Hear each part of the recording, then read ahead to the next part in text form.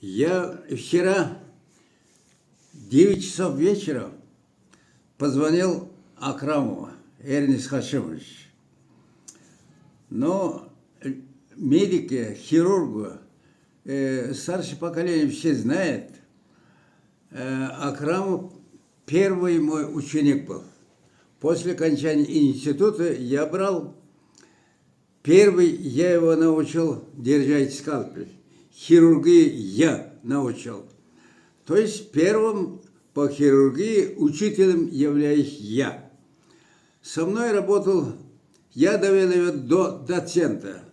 Он вообще-то способный человек, хирург хороший. За это время никогда, хотя очень много времени прошло, разные были, я никогда не говорил, что он плохой хирург. Хирург хороший. Человечность тоже у него есть.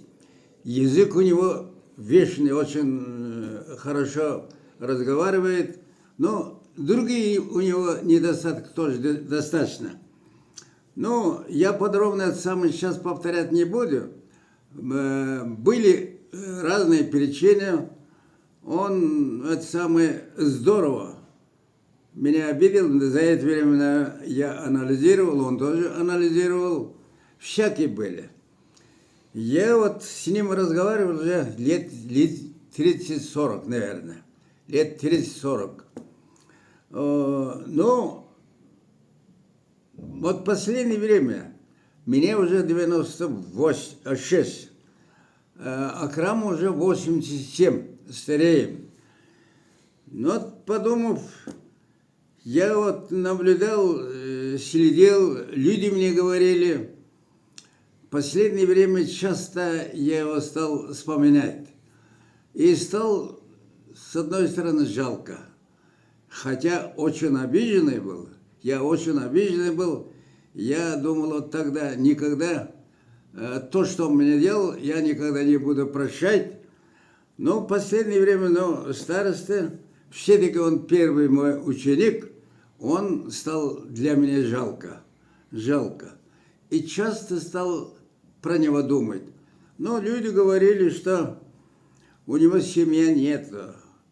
Родители тоже давно погибли. Близкие, общающие родственники, товарищи тоже нет. Говорили, он уже лет 20, больше 20 в Чуйской больнице, где он работает, кабинет живет, говорят. Но я себе сужу. Староста свое дело делает. 80 лет тоже, 7 лет тоже не маленький возраст. А сейчас вставать, ходить, лежать, вот это самое трудновато. Поэтому я себе сужу. Меня сейчас мои ребята, на руках носят, все помогают. Но кто ему помогает, я просто догадываюсь. Вот поэтому стало для меня жалко, очень жалко. 87, в больнице живет, как живет, кто кормит, кто помогает, тоже неизвестно. Поэтому я еще раз повторяю, все-таки он первый мой ученик, поэтому для меня стало жалко. Вот я первый раз вчера звонил, поздоровался, но он обрадовался, сказал спасибо, пожелал мне самое большое только здоровья. Я ему 2 раза говорил: Эрнис, до сих пор, как я был обиженный на тебя, я теперь все прощаю. Кешірдім dedim. Кешірдім, не думай. Теперь, как раньше были, так и будем жить. Девушка меня выходит.